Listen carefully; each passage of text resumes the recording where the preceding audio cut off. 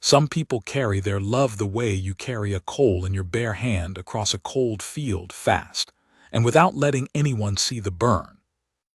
I knew a woman once who did that for the better part of a year. She worked 10 feet from the man she loved, poured his coffee, wrapped his split knuckles, watched him ride out into weather that could kill a person, and never once let her face say a word. I used to think she was just quiet. It took me a long while to understand that quiet isn't the same as empty. Sometimes the quietest person on the ranch is the one holding the most. This is the story of the evening she finally stopped holding it. It's about a woman who had every good reason in the world to stay silent, and one reason she couldn't. It's about a cowboy who didn't deserve her, and knew it, and about the kind of courage that doesn't come with a gun or a horse or a war, the kind that's just one person in the dark, deciding to say a true thing out loud. I was there for most of it. I got some of it wrong. Stay with me, and I'll tell you all of it, the part that broke me, and the part that even now I'm not sure I've forgiven myself for. The mare had been trying to die since sundown, and by full dark she'd nearly talked us into letting her. I remember the lantern first. That's the thing my mind grabs when I go back to that night. Not the blood, not the cold, but the lantern hanging off the corral rail throwing a circle of yellow, no bigger than a wagon wheel, and everything past that circle just black and roaring. Because it was roaring. A February storm had come down off the rim like it had a grudge, sleet turning to snow turning to something in between that got down your collar and lived there. And inside that little wheel of light, on her side in the mud, was Juno, my best broodmare, 7 years old and about to be dead of a foal that had gotten itself turned the wrong way in her. I'm Amos Rell. I've broke horses for going on 30 years, most of them on this same patch of Arizona nobody else wanted, up where the grass is thin and the water's thinner, and the mountains stand around you like they're waiting to see how long you'll last. I've pulled a lot of foals. I know the feel of it when it's going right, and I knew that night it was going wrong, and I'm not too proud to tell you I'd about decided we were going to lose them both. I had my sleeve pushed up past the elbow, arm inside her to the shoulder, and I couldn't find what I needed to find. Juno had quit fighting. That's the worst sign there is. A mare that's fighting is a mare that still thinks she's got a say. When they go still like that, when they just breathe and stare at nothing, they've made their peace, and your job turns into arguing them out of it. Amos. That was Cole on his knees at her head, holding the mare's cheek against the ground, keeping her from thrashing what little she had left. Cole Bishop. 22 years old, all elbows and good intentions, been working for me 8 months and still couldn't roll a smoke without spilling half of it, but he had the thing you can't teach, which is that horses trusted him. Amos, she's slipping. I know she's slipping. You want me to. I want you to hush and hold her. I didn't mean it ugly. My arm was numb to the shoulder and I couldn't feel the foal's legs enough to sort them, and when a man's scared he gets short. Cole knew that. He hushed. And that's when she came out of the dark. I hadn't heard her over the storm, which tells you something, because you never heard Nalin coming. I'll spell it that way, Nalin, because that's the closest my mouth ever got to the name she told me the first week she came, and she never once corrected me, just watched me mangle it with this small patience like she was waiting for a slow child to finish a sentence. She was Chiricahua. What was left of her band had been swept down to the agency 2 winters before, and how she'd ended up walking out of San Carlos and up onto my place looking for work is its own long story that I'll get to, because it matters. That night all that mattered was that she stepped into the lantern light with her own sleeves already shoved up, and she'd seen the shape of the trouble in about half a second flat. Move your arm, she said, not asked, said. Now I've got pride, same as any man. But I've also got just enough sense to know when somebody in front of me knows a thing I don't, and there was something in the flat certainty of her voice that made me pull my arm free of the mare without a word. She took my place. Her hands were smaller than mine. She went in slow where I'd been going in desperate, and she closed her eyes. I saw it in the lantern light. She shut her eyes like she was reading the inside of that mare with her fingers, and for a long 10 count nobody breathed but the horse. "Head is back," she said finally, "and a leg I have the nose. Can you be quiet?" So we were quiet. Cole and I, two grown men, hushed like schoolboys by a woman kneeling in the freezing mud, and I have thought about that 100 times since, how neither of us minded, how there wasn't a scrap of us that minded. What she did next I couldn't have done. She waited. That's the whole trick, and it's the hardest one. She waited for the mare's body to do a thing, a contraction, and instead of fighting it she went with it, easing that little head around, and when the wave passed she held her gains and rested, and when the next one came she took a little more. It went on so long my knees went past aching into a kind of glassy nothing. The sleet turned to snow proper. Cole's hat had a white brim. And then all at once there was a slither and a rush and a sound like a boot coming out of deep mud, and a foal, wet, black, impossible, came out into the light and lay steaming in the cold, and did not move. "Cole," she said, "straw, rub it hard now." He did. He tore into that foal with a fistful of straw like it had insulted his mother, rubbing at its chest, its ribs, and Nolene bent down and cleared its nose with 2 fingers. And I have never told anybody this part because it sounds like a thing you make up. She put her mouth near its muzzle and blew, twice, short, and the little thing shuddered and coughed, and its ribs heaved, and it drew a breath. Juno lifted her head off the ground. That was the moment I'll take with me when I go. Not the foal breathing, though God knows that was something. It was Juno lifting her head. Because 10 minutes before, that mare had decided to die, had gone still and made her peace, and now here she was hauling her heavy head up out of the mud to look at this new wet thing that was hers, and you could see the exact instant the decision reversed in her, the exact instant a creature chose to live because there was now a reason. I've thought a lot since about how a body can be all the way ready to give up, and then somebody puts one small reason in front of it, and it changes its whole mind. Hold on to that, it comes back around. We got them into the dry, the mare and the foal, and got a blanket on Juno and got the little colt nursing, and it wasn't till all of that was done that I finally stood up straight and felt every one of my 49 years arrive at once in the small of my back. The storm had softened to just snow now, big slow flakes coming down out of the black and vanishing on the lantern glass. Cole was leaned against the stall wall grinning like a fool, snow melting in his hair, and he looked at Nolene and he said, "Where in the world did you learn that?" And she looked at him. That's all. She just looked at him. But I was standing off to the side in the dark where neither of them was minding me, and I saw her face when it turned to his, and I saw the thing on it before she put it away. I have to be careful how I tell you this, because it would be easy to make it into more than it was, and it was already everything. It wasn't a soft look. It wasn't some girl mooning at a boy. It was a look like a person standing at the edge of deep water who has just realized they've been standing there a long, long time. There was want in it, sure. But under the want there was a kind of grief, the grief of somebody who has already done the arithmetic and knows the answer and doesn't like it. She looked at Cole Bishop like he was a country she was never going to be allowed to enter, and she loved him, and she had made up her mind about all of it before she ever let her guard down enough for me to see. Then she blinked, and it was gone, and she was just Nolene again, wiping her hands on a rag, telling Cole that the colt would need watching through the night and he'd best not fall asleep on the job. "I never fall asleep," Cole said.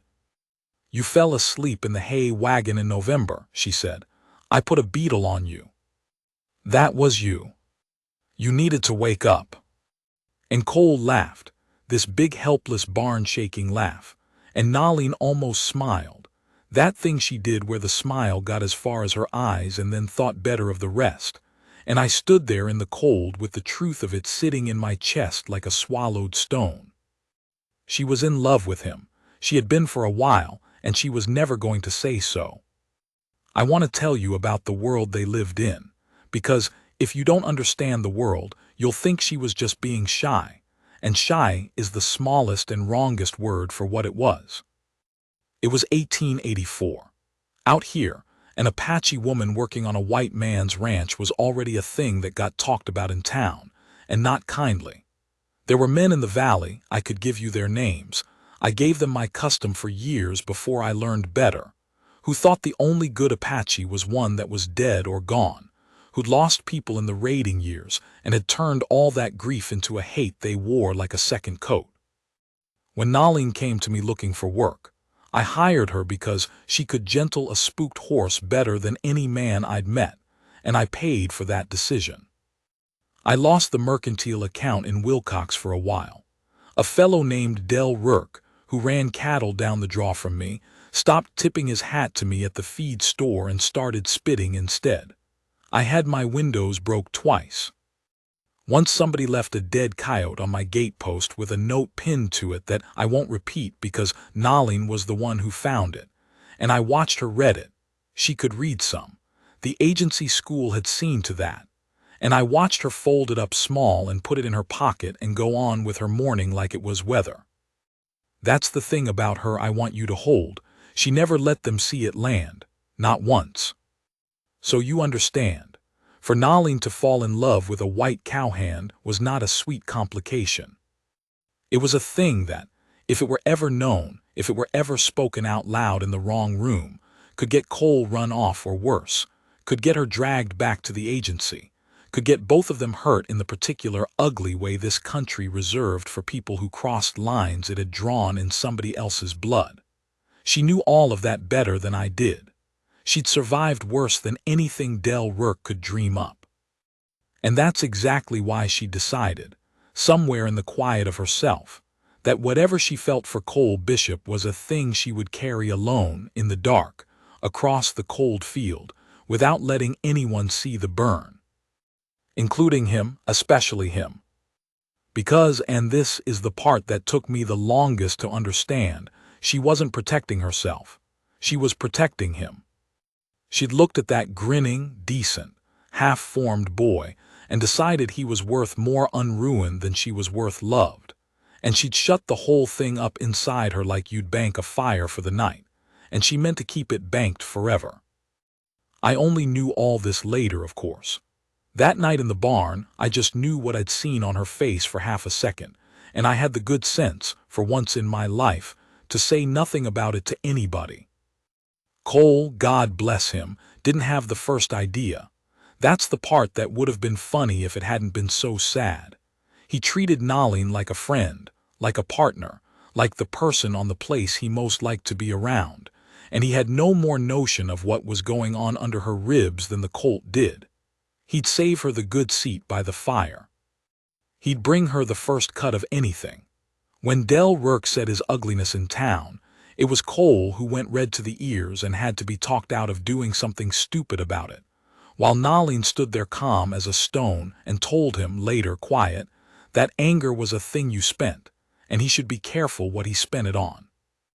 I used to watch the two of them work a green horse together in the round pen, her at the head and him on the line, the two of them moving around that animal in a kind of unspoken agreement that I couldn't have taught a man in 10 years, and I'd think, they don't even know. They don't even know what they've got. And then I'd think about her face in the lantern light and I'd correct myself. She knew. She was the only one who knew, and she'd decided to spend the rest of her life pretending she didn't.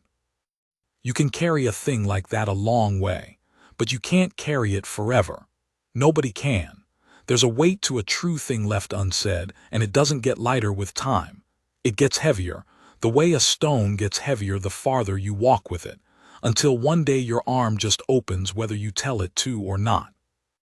I've been dancing around telling you what finally made her open her hand, and I'll get there, but not tonight, because to understand the evening she confessed, you have to first understand what happened that spring.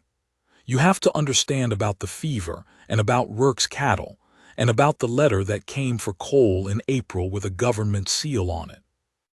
You have to understand what she gave up before she ever gave up the secret, because she'd already made one impossible choice by the time the big one came, and the first one is the reason the second one nearly killed her. The colt lived, by the way. I named him Lantern for obvious reasons. He grew up to be the best cow horse I ever owned, and every time I threw a leg over him, I thought about a woman kneeling in the freezing mud with her eyes shut, reading the inside of a dying mare with her fingers, waiting for the body to do a thing, and then going with it instead of against it. She was good at that, waiting for the moment, then going with it. It was how she gentled horses. It was how she survived. It's how she loved him, too. In the end, she waited and waited. For years it must have felt like. And then one evening the moment came and she went with it. The fever came up the valley in March the way bad things always came, quiet, and to the children first. It started at the agency and it spread to the scattered ranches along the creek, a chest thing, a drowning cough, and it took the old and the small. On my place we had it easy. Only Cole took sick, and Cole was young and strong, and mostly what he did was lie in the bunkhouse being a terrible patient, complaining that he was fine while his fever ran so high he called me by his dead father's name twice. Nolly nursed him. I want to be careful here, because it would be easy to make this the moment she showed her hand, and it wasn't. If anything, it was the opposite. She nursed him the way she did everything, with her face shut, boiling the willow bark, sitting up the nights, laying the cool wet cloths across his forehead and along the big veins of his wrists where she said the heat runs closest to the surface. She fed him broth a spoon at a time when he was too weak to hold the cup. And she never once, in all those nights, let her hand rest on his face a second longer than the doctoring required. I know because I was there for a good part of it, and because I had started, God help me, to watch her, the way you watch a person you've learned a secret about. The night his fever broke was the worst one. It got so high I thought we'd lose him, and there's a stretch of it where he was talking to people who weren't in the room, and there's a moment, I'll carry this one too, where he grabbed Nolleen's wrist in his hot hand and looked right at her with those glassy eyes and said, "Don't go. Everybody goes. Don't you go." He didn't know what he was saying. He was in the fever talking to ghosts, and she knew that. But I watched her face, and for just a second the shut door of it came open, and what was behind it was so naked and so much that I had to look away. She didn't answer him. She couldn't have. Her voice would have given her away. She just turned her wrist in his grip until she was holding his hand instead of him holding hers, and she held it. And she said, low, in her own language, some few words I didn't understand and never asked about, and Cole quieted and slept, and the fever broke before morning.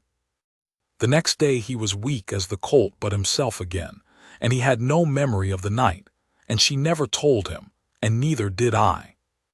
That was the first choice, you see. That was the first impossible thing she did. She sat at the edge of losing him. She held his hand while he begged her not to leave. And when he lived, she folded it all back up and put it away and poured his morning coffee like it was any other morning. Anybody can keep a secret when it's easy. She kept hers through the one night it would have cost her nothing to break, when he'd asked her to stay in so many words, and she still chose his safety over her own heart. I didn't understand then how much that cost. I understand it now. Spring came on hard and green after that, the way it does after a bad winter, like the country's trying to apologize. And that's when the trouble with Rourke came to a head. Del Rourke ran cattle down the draw, like I said, and Del Rourke hated me and hated Nolleen more, and that spring he decided to do something about it. His method was cattle. He started letting his stock drift up onto my grass, accidental, and when I'd push them back he'd let them drift again. And it was a small, ugly war of the kind that country ran on, both of us knowing it was really about the woman working my horses and neither of us saying so. It came to a head at the creek crossing on a Sunday. I'd sent Cole and Nolleen down to move a bunch of Rourke's steers off the good bottom grass, routine work, and Rourke was there with two of his hands waiting because he'd been wanting the excuse. I wasn't there for the start of it. I got there for the end, riding hard because a neighbor kid had come to fetch me white-faced, and what I found when I came over the rise was this. Cole Bishop, 22 years old and just up off a fever bed, standing between Del Rourke and Nolling with his hands empty and out. No gun, no knife, nothing. Just his own body put in the space between a hating man and the woman that man hated. And Rourke had a quirt in his hand, a riding whip, and there was a red welt already coming up across Cole's cheekbone where he'd taken a lash that had been meant for her. "You'll want to move, boy," Rourke was saying. "This is between me and and he used the word, the ugly one, and I won't put it in your ears." And Cole said, "I heard it, I was close enough now to hear it." Cole said, "You'll have to come through me." And his voice was shaking. That's what I remember. It wasn't brave the way a story makes brave. He was scared to death. You could hear it. His voice was coming apart, and he stood there anyway with his empty hands out and said, "You'll have to come through me," and he meant it. I got between them then with a rifle, and being an older man with land and a gun, I could end it in a way a scared boy couldn't, and I did, and Rourke rode off spitting promises. But that's not the part of the day that matters.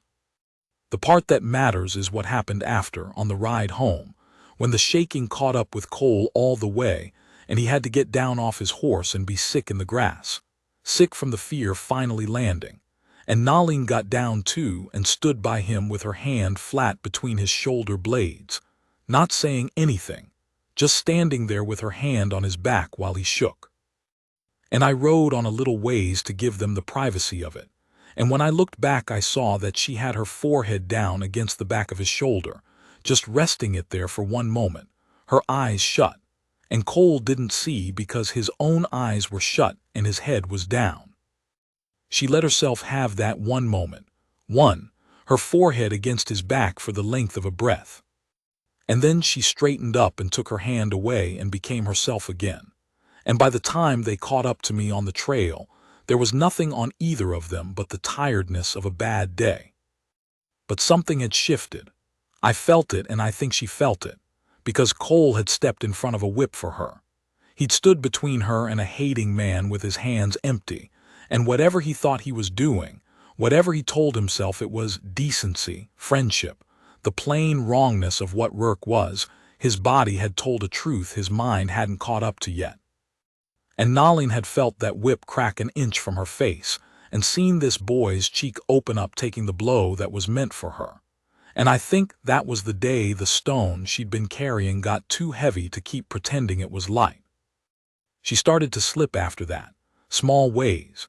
She'd catch herself watching him and not look away quite fast enough.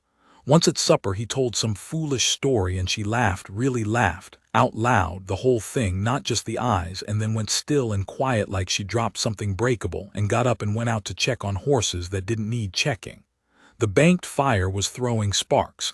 Anybody who knew to look could see it. Cole didn't know to look. But it was getting harder for her, and I could see her fighting it. And I could see the fight was starting to cost more than the silence was worth. And then in April the letter came. It came up from Wilcox with the freight, a government envelope, and it was addressed to Cole in a clerk's hand, and I watched him open it at the kitchen table and go still. He read it twice. Then he set it down and looked at it a while. His older brother back in Texas had died. A wagon had turned over on him. And there was land, a little land, a hardscrabble section their father had left, that now, with the brother gone, came to Cole, along with the debts on it and a widowed sister-in-law and 2 small children with nobody to work the place. The letter, in the flat, cruel language of such letters, laid it out. He was needed. He was, in fact, the only one left. There was a place in Texas that had a hole in it exactly the shape of Cole Bishop, and the letter was asking him, in the way that isn't really asking, to come and fill it. He'd be leaving. Everybody at that table understood it inside of a minute. There wasn't any choice in it, not for a man like Cole. You don't leave a widow and 2 children to starve on a mortgaged section, not when you're the last of your blood, not if you're the kind of man who steps in front of a whip. He'd go. Of course he'd go. I looked at Nolling.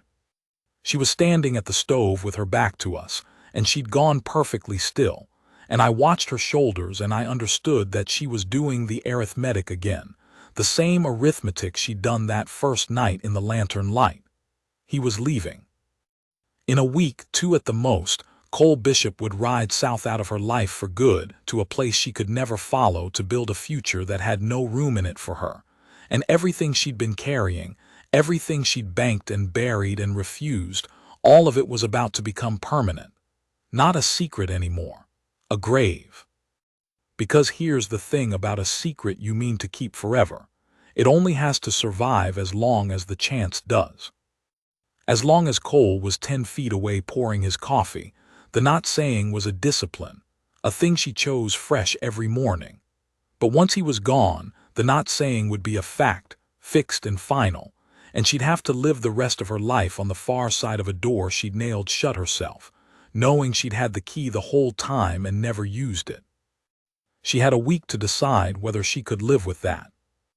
I know now what she was weighing, because much later once she told me a little of it, and here it is. If she said nothing, Cole would leave clean.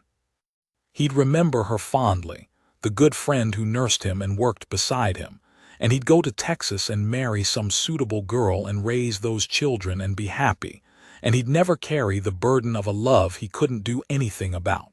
Her silence was a gift to him. She'd believed that from the start. Speak, and all she'd give him was a wound to carry south, a thing to ache over, a might have been to poison his good honest future. Because they both knew there was no world where he stayed, no world where he took an Apache wife back to a Texas town, no version of the story where saying it out loud led anywhere but grief. Silence protected him, speaking only served her. That was the arithmetic, and by every measure of the unselfish woman she'd taught herself to be, the answer was clear. Say nothing, let him go, carry the stone alone into the dark forever. She very nearly did. That's what I want you to understand before I tell you about the evening. She very nearly let him ride away without a word, and it would have been the kind and the selfless and the safe thing, and it would have been a lie of the deepest kind, the lie of a true thing swallowed, and she knew it, and it was tearing her in half. The week went by. Cole packed a little at a time, distracted, sad. He loved this place, and I think some part of him knew he was leaving more than a job, though he couldn't have said what.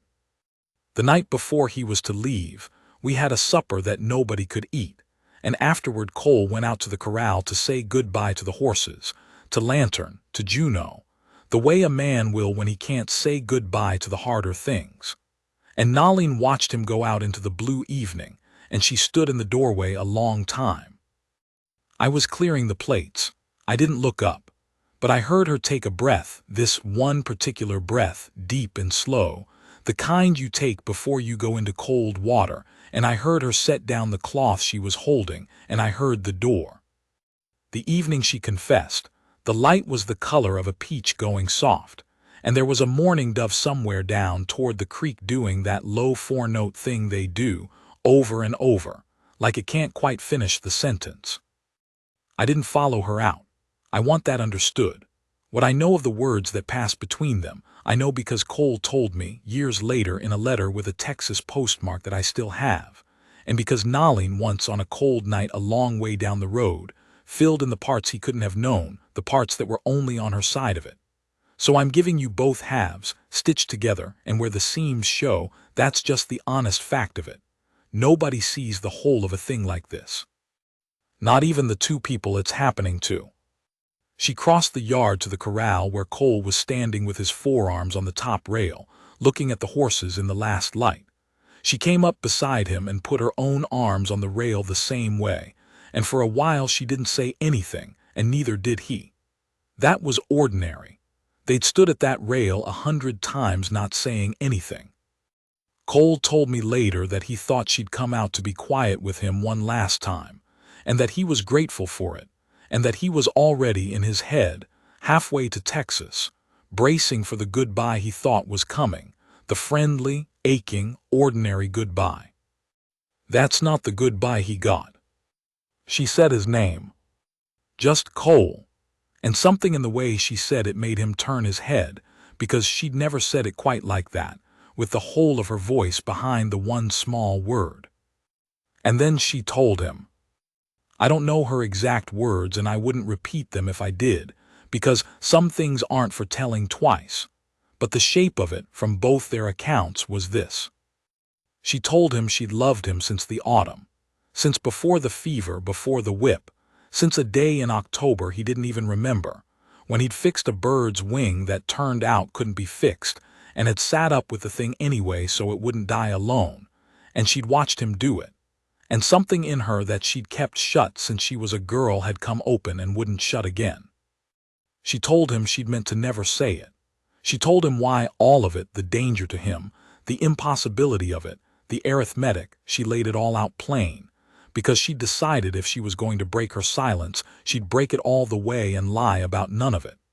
And she told him she was saying it now, the night before he left forever, precisely because he was leaving, because a thing that could never happen was at least safe to say once it was already too late to happen. "I am not asking you for anything," she said. That part Cole quoted to me exact because it was the part that undid him. "I know there is nowhere for this to go. I am not asking you to stay. I am not asking you to answer. I only could not let you ride away and take my silence for the truth. The silence was never the truth. This is the truth. And now you have it, and you can do with it nothing, and that is all right. I only wanted you to know that you were loved. That is a thing everyone should get to know once before they go." And then she was quiet, and she waited the way she waited on a foaling mare, the way she waited on a green horse, waited for the body to do the thing and then went with it. She said her true thing, and then she just stood at the rail with her arms folded on the wood and waited to see what he would do, having made peace, I think, with the very real chance that what he would do was nothing, or worse than nothing. Here's what Cole did. He didn't say anything for a long time.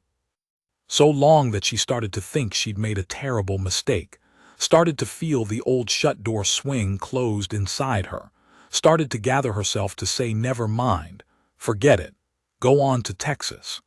And in the letter he told me what those seconds were, from the inside, and I'm going to give it to you as near as I can because it's the hinge the whole thing turns on. He said that when she started talking, his first feeling was pure fear, the plain animal fear of a young man handed a thing too big for him, a thing with no easy answer, a thing that was going to cost no matter what he did with it. He said his mind ran, fast and cowardly, toward all the ways to make it small, to say something kind and dismissive, to pretend he'd taken it as friendship, to give her a soft answer and get on his horse in the morning and let the distance do the rest. He said, and I believe him, that he was one breath away from doing exactly that, from taking the coward's off-ramp that would have protected him from the size of the thing. And then he said he looked at her. He looked at her face in the peach-colored light, and he saw what it had cost her to say it, saw that she'd done the bravest thing he'd ever watched a person do, braver than standing in front of Rourke's whip, because there was no way for this to end well and she'd done it anyway, had opened her bare hand and shown him the burn she'd been carrying across the cold field for half a year, and she'd done it not to get anything but to give him a true thing before he left. And he understood, standing there, that if he answered her small, if he took the coward's road, he would be a smaller man for the rest of his life, that she had just handed him the chance to be as brave as she was, one time, and that he would either take it or spend 40 years knowing he'd flinched. So he told her the truth back. He told her that he thought he'd loved her too, and that the reason he hadn't known it was that he'd never once let himself look at it straight, because he'd known, the way you know a thing without letting it into the room, that looking at it would break his heart, and he'd had a coward's instinct to keep it in the dark where it couldn't hurt him.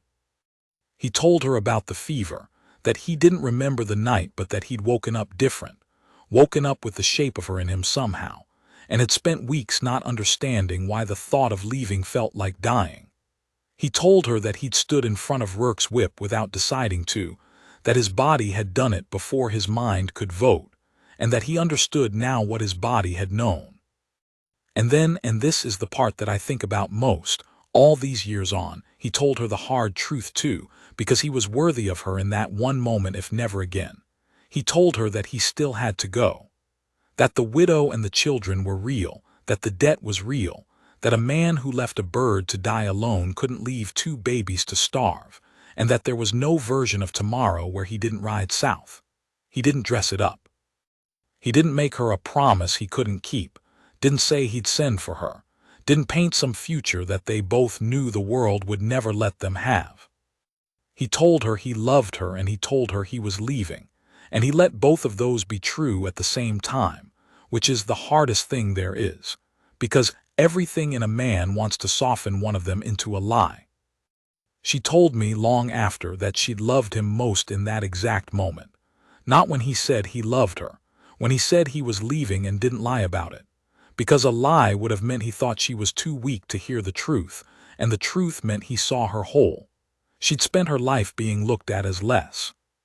He looked at her, that evening at the rail, as an equal, as a person strong enough to be told a true and terrible thing, and not be broken by it, and she was.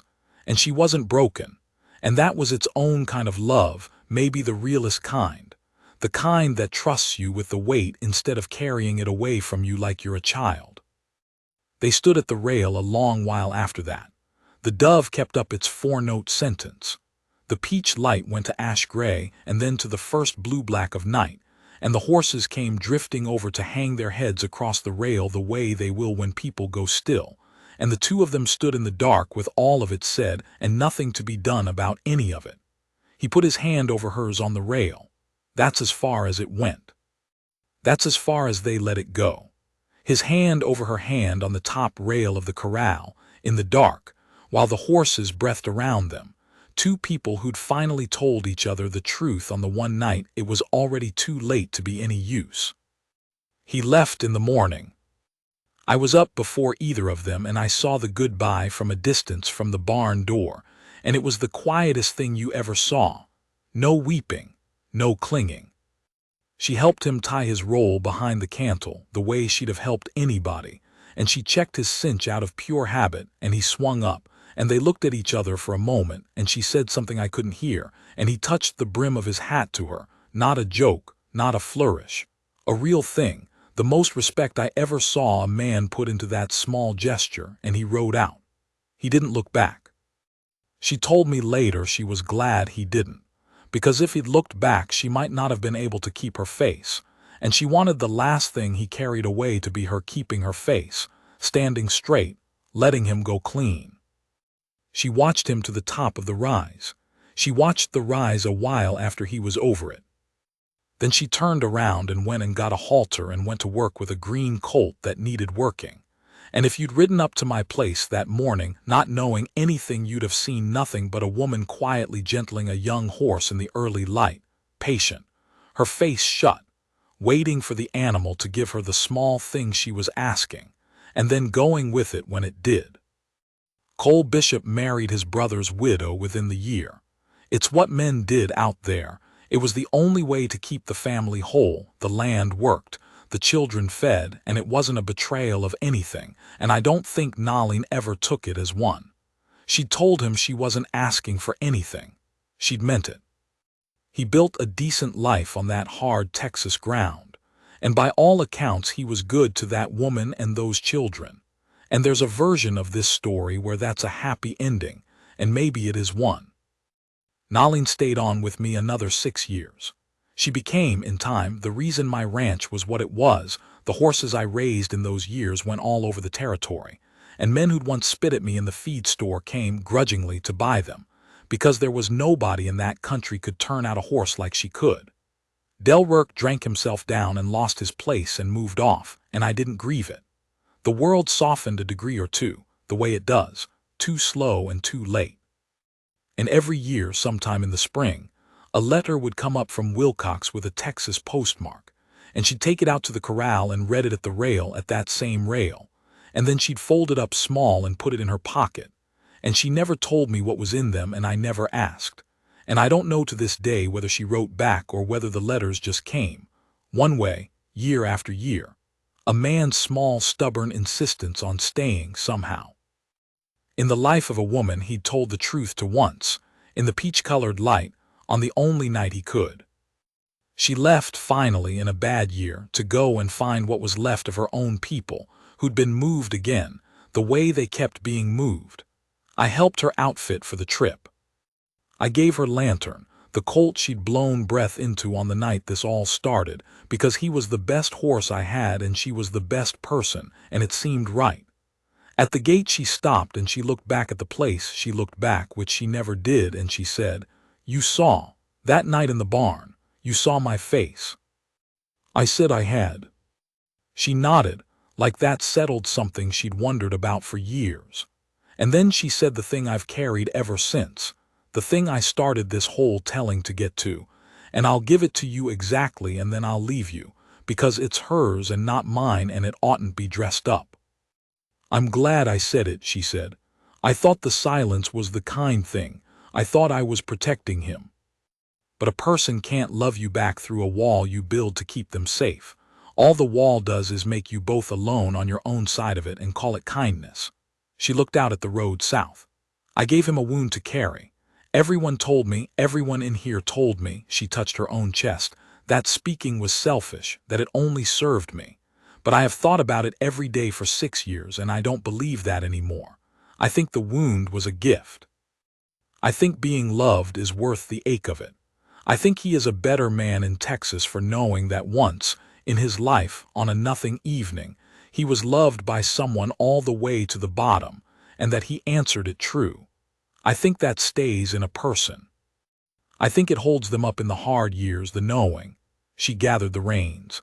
"The silence would have kept us both safe and small. The truth cost us everything and gave us the one thing worth having. I would say it again. I would say it sooner." Then she touched the brim of her own hat to me, the way Cole had done to her, and I understood she'd been saving that, had carried it 6 years to give back, and she rode out. She didn't look back a second time. I stood at the gate a long while after she was over the rise, the way she'd once stood watching a rise Cole had gone over, and I thought about a woman kneeling in freezing mud with her eyes shut, reading a dying mare with her fingers, waiting for the body to do a thing and then going with it. And I thought about how the whole of a life can turn on a single evening, on whether a person keeps their hand closed or opens it and shows the burn. The dove was going again down toward the creek, that same 4 notes, over and over, like it can't quite finish the